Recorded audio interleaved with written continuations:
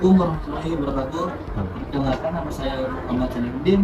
Saya sebagai moderator pada kelompok 1. Di sini saya akan membuat sedikit tentang suku adat pasir. Di sini saya akan menghadirkan beberapa narasumber yang saya percaya mungkin bisa menjelaskan sedikit tentang suku ini. Nah, di sini ada rekan-rekan dari kelompok saya yang akan menjadi narasumber. Kakak dulu bisa menjadi Pak. Kenalkan, saya Muhammad Amin. Saya Jennifer Jaya. Saya Saudara Ketiana. Saya Wanda Sedia Karsela. Saya Zumila Prasmatika. Nah, di sini kan saya sedikit membawa yang ada suku pasir ini kan. Apa saja asal usul masyarakat suku pasir? Asal-usul suku Pasir.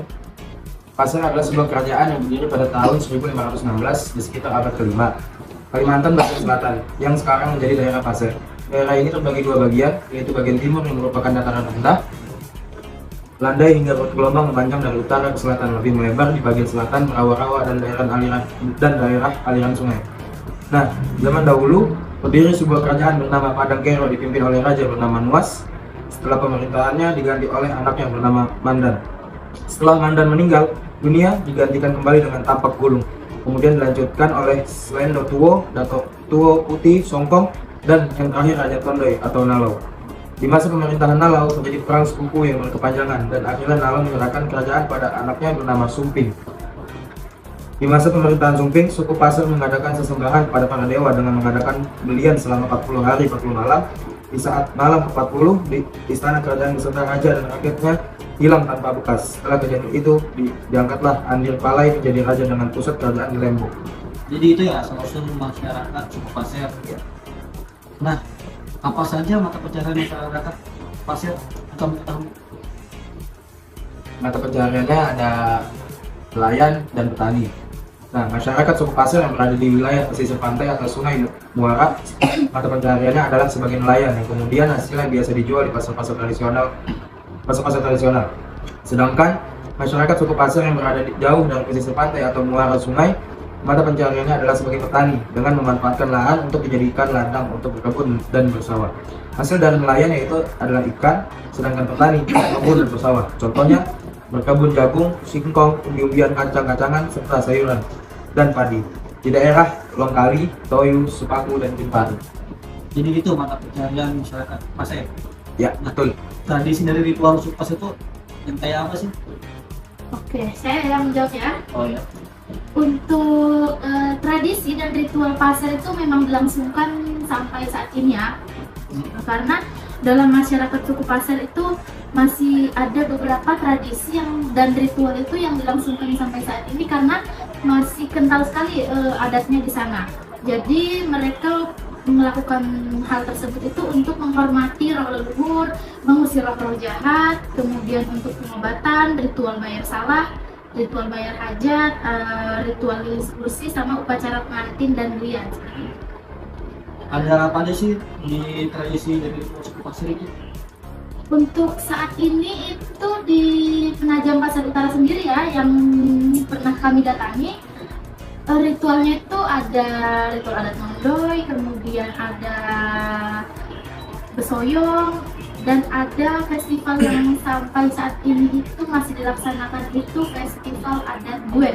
Nah, tadi katanya ada 3 ritual. Ritual adat Nondoy, Besoyong, terus ritual adat Guen.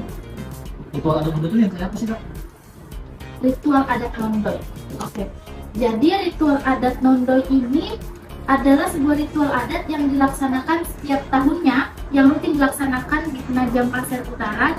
Itu biasanya dilaksanakannya di Nenang. Nondoy ini merupakan ritual bersih-bersih kampung yang sejak dulu dilakukan oleh leluhur suku Pasir. Terus ritual tersebut memiliki arti dalam kehidupan masyarakat Pasir, yakni menghormati para leluhur dan agar mendapat hasil melimpah saat berladang dan bekerja.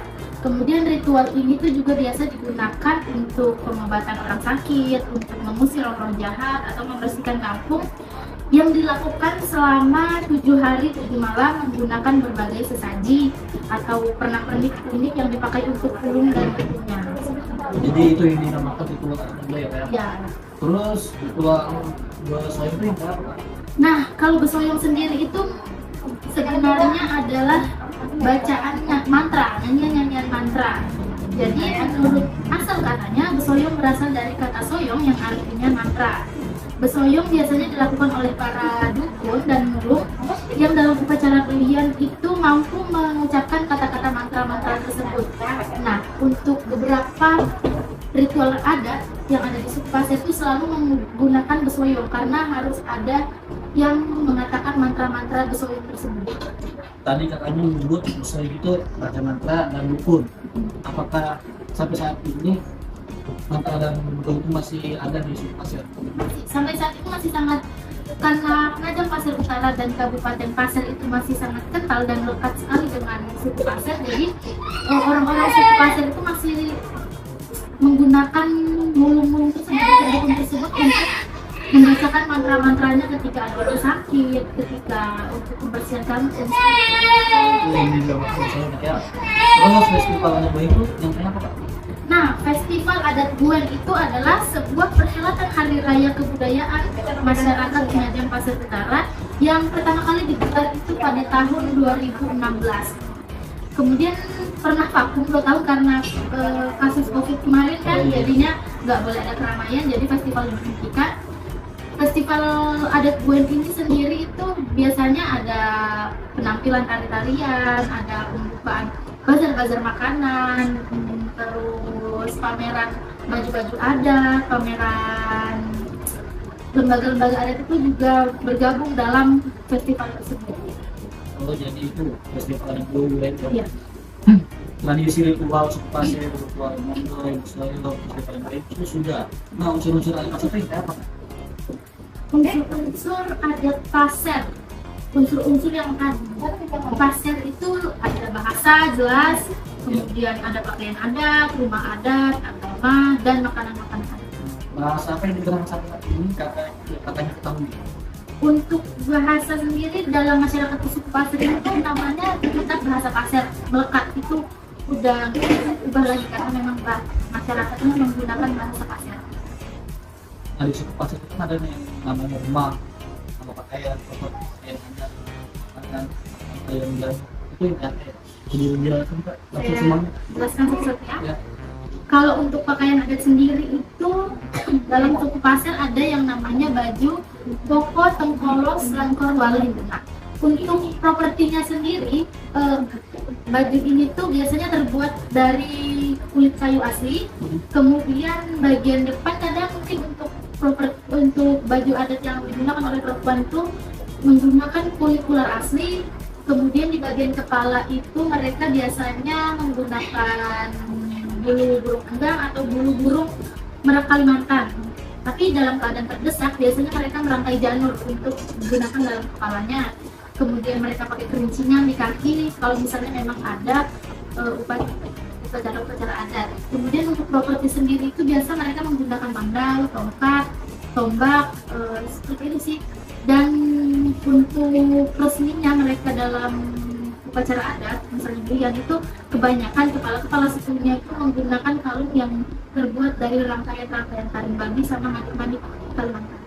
Jadi itu ya. Ya, untuk makanan adatnya itu ada, karena memang suku Pasir ini adalah turunan etnis dari suku Dayak sebenarnya, jadi mungkin makanan adatnya itu hampir-hampir sama aja. Itu ada bonta, ada sambal acan, kecombrang atau tekalo, sama pisang rimpi itu. Kemudian agama ya. Iya, dan Agama yang dianut oleh masyarakat suku Pasir itu, kalau menurut asal usul yang disebutkan rekan kami di awal itu, mereka dulu menganut kepercayaan kaharinya. Jadi mereka itu tidak menganut kepercayaan atau agama yang resmi ada di Indonesia. Cuma karena konstitusi di Indonesia saat ini mewajibkan seluruh masyarakatnya untuk mencantumkan agama resmi yang ada di Indonesia pada identitas mereka, jadi kebanyakan untuk sekarang ini mereka menggunakan atau mencantumkan agamanya itu Islam dan Kristen. jadi dari awal berdirinya suku Pasir itu suku Pasir, ya kan? Ya. Itu yang dianut agamanya itu Kristen dari awal. Bisa dibilang seperti itu karena dulu kepercayaan keharingan itu memang budayanya hampir sangat dekat dengan kepercayaan agama Kristen.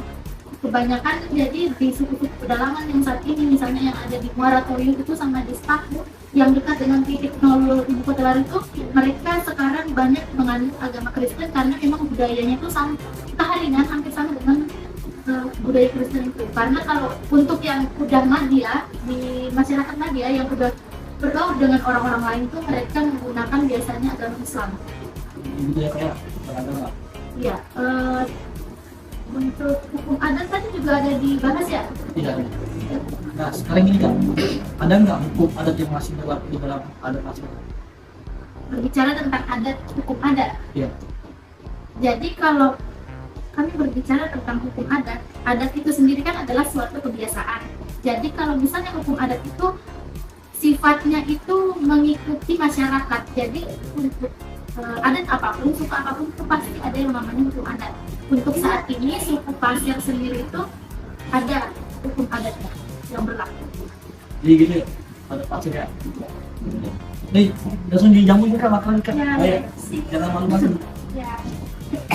Oh ya, ada juga contoh beberapa tahun lalu dari hukum adat Pasir itu ada keputusan di 2019 yang di Penajam itu mereka memberlakukan hukum adat sebelum mereka meneruskannya ke hukum positif Indonesia. Jadi dulu itu ada pembunuhan di Penajam Pasir Utara. Kebetulan yang terbunuh ini, yang korbannya ini adalah keponakan dari kepala adat suku Pasir. Yang membunuh ini seingat saya itu orang Bajo.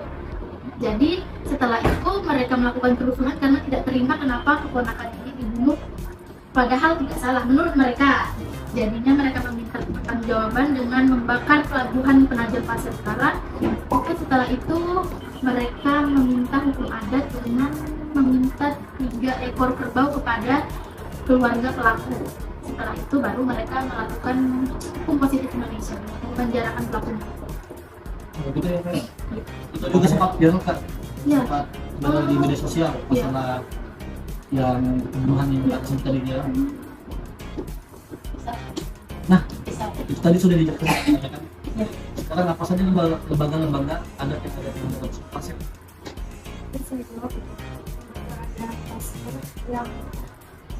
Hello, I'm Lembaga yang ada di suku Pasir yaitu lembaga adat Pasir Borneo yang berada di cabang Penajam. Peranan lembaga adat sangat penting untuk membina serta mengendalikan tingkah laku masyarakat agar sesuai dengan ketentuan adat. Lembaga adat desa merupakan salah satu wujud dari struktur perantara yang ada di Indonesia. Di satu sisi masyarakat memerlukan adanya unsur perantara dengan pemerintahan, dan sisi yang lain pemerintah juga perlu adanya unsur perantara dengan masyarakat sehingga keberadaan lembaga adat desa sama-sama dibutuhkan baik oleh masyarakat maupun oleh pemerintah. Jadi itu ya lembaga-lembaga adat yang ada di suku Pasir. Nah, apa saja fasilitas umum yang ada di dalam adat Pasir? Oke, fasilitas. Nah, fasilitas umum yang berada di adat Pasir yaitu ada fasilitas umum termasuk genset yang digunakan untuk penerangan di kampung itu pun tidak optimal karena hanya digunakan hingga pukul 12.00. Selain fasilitas listrik, masyarakat Kampung Wulung juga meminta agar pemerintah dapat memperbaiki akses jalan dari kampung tersebut ke Kecamatan Muara Toyo. Di Penajam Pasir Utara juga tersedia pendopo dengan ciri khas adat Pasir. Nah, pendopo ini diperlukan untuk masyarakat umum. Biasanya sih digunakan untuk merayakan pesta adat seperti festival Ngendoi, pemilihan duta wisata Penajam Pasir Utara, pemilihan duta budaya, dan biasanya digunakan untuk dokumentasi daerah. Misalnya pagelaran tari Longgen Pasir, Longgen Pasir, tari Gitur, Pasir dan lain. Terakhir, fasilitas sarana dan prasarana seperti jalan maupun alat transportasi sudah tersedia sehingga memudahkan perayaan tersebut yang bergerak di bidang pertanian. Tadi yang kakak sebut itu jalan ya. Terus cara menuju tempat tinggal masyarakat itu kayak apa? Kalau saya yang jelaskan, Oh, katanya ya? Ini kak?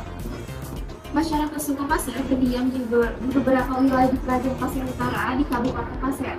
Namun, Untuk saat ini, masyarakat Pasir banyak bermukim di Kecamatan Lokali, Sekapu, Tunan, Waru, Gunung Batu, atau biasa disebut dengan Sesulu. Nah, untuk mencapai wilayah tersebut bisa dijangkau dengan perjalanan darat dengan menggunakan kendaraan bermotor. Namun, ketika ada upacara adat yang besar, biasanya dilakukan di muara sungai. Kepala adat dari wilayah lain menggunakan perjalanan air dengan menggunakan perahu buatan atau bisa disebut dengan rakit, dengan menyusuri anak sungai untuk sampai ke tujuan. Biasanya perjalanan yang dilakukan menggunakan rakit menempuh waktu lama sekitar 24 jam sampai dengan 48 jam. Dalam perjalanannya, kepala suku untuk menghadiri suatu undangan biasanya diiringi musik belian menggunakan alat musik khas suku Pasir, yaitu lantangan dan petek. Musik tersebut harus tetap dimainkan selama rakit belum berhenti di dermaga terakhirnya. Jadi setiap suku itu pasti ada pemberdayaan masyarakatnya. Nah, untuk pemberdayaan masyarakat suku Pasir ini ada nggak ya? Jadi apa ini bukti pemberdayaan ini? Jadi, pemberdayaan masyarakat telah diatur dalam Keputusan Kepala Desa Bangun Mulia Nomor 15 Tahun 2021 tentang pembentukan kelompok pengrajin batik tulis Sekar Guen Desa Bangun Mulia, Kecamatan Waru, Kabupaten Penajam Pasir Utara. Nah, yang saya mau tanyakan lagi ini tentang Pasir lagi ya. Apakah sudah ada pengakuan masyarakat terhadap suku Pasir ini oleh pemerintah? Saya jawab ya, jadi pengakuan masyarakat adat oleh pemerintah itu udah diatur dalam Keputusan Bupati Pasir Provinsi Kalimantan Timur Nomor 4 Tahun 2019 tentang pengakuan dan perlindungan masyarakat hukum adat, yang isinya itu Peraturan Menteri Dalam Negeri Nomor 52 Tahun 2014 tentang pedoman pengakuan dan perlindungan masyarakat hukum adat. Perlu menetapkan peraturan daerah tentang pengakuan dan perlindungan masyarakat hukum adat di Kabupaten Pasir. Apakah sudah ada pengakuan wilayah adat suku Pasir? Iya, udah ada pengakuan wilayah adat, itu diatur dalam Keputusan Bupati Pasir Provinsi Kalimantan Timur Nomor 1 Tahun 2017 tentang organisasi dan tata kerja unit pelaksana teknis kompleks gedung perkantoran kilometer 5 pada Dinas Pekerjaan Umum dan Tata Ruang Kabupaten Pasir. Jadi itu ya. Jawab. Langsung disilakan dijamin dulu. Terima kasih ya. Jangan malu-malu. Iya. Nah itu ya, ada dengan santai tentang masyarakat suku adat Pasir. Jadi saya menyimpulkan bahwa suku Pasir adalah sebuah kebudayaan yang berdiri pada tahun 1516 di sekitar abad ke-5 Kalimantan bagian selatan yang sekarang menjadi daerah Pasir. Dalam masyarakat adat Pasir masih ada beberapa yang masih dilangsungkan sampai saat ini yang menurut kepentingan mereka untuk menghormati roh-roh leluhur, roh jahat, untuk pengobatan, budaya salah, ritual bayar ajar, ritual diskusi, upacara pengantin dan hujan. Maka pencahayaan suku adat Pasir adalah sebagai nelayan dan petani. Bahasa yang digunakan suku Pasir adalah bahasa Pasir. Lalu pakaian adat yang digunakan oleh suku Pasir yaitu koko, polos, ekor, palu. Pada ini biasanya terbuat dari kulit kayu, sedangkan rumah adat masyarakat Pasir adalah rumah adat kota yang merupakan rumah adat suku Pasir. Dan umumnya berbentuk rumah panggung. Selanjutnya, selain rumah adat, suku Pasir juga memiliki makanan adat Pasir yaitu wonta, sambal acang, dan penduyan, talo atau kecombrang, dan pisang rinti. Peranan lembaga adat sangat penting untuk membina serta mengendalikan tingkah laku masyarakat agar sesuai dengan aturan adat. Ada lembaga adat suku Pasir yang di Kalimantan Timur adalah GAP Borneo, Lembaga Adat Pasir Borneo. Lembaga adat ini berguna untuk menampung aspirasi masyarakat dan memberikan wadah untuk kepentingan masyarakat adat. Selanjutnya ada fasilitas umum suku Pasir yaitu dibangun fasilitas guna menunjang aktivitas warga setempat di malam hari. Jadi itu kesimpulan yang saya simpulkan tentang adat Pasir ya kayak. Oke, dari kelompok kami akhiri. Assalamualaikum warahmatullahi wabarakatuh. Boleh foto bareng dulu Kak ya? Oh boleh. Terima kasih ya. Terima kasih. Dari sana ya. Kita foto bareng dulu ya Kak sama moderatornya. Oke. Satu. We keep this love in a photograph. We make these memories. Makasih ya Kak. Obrolannya. Where our eyes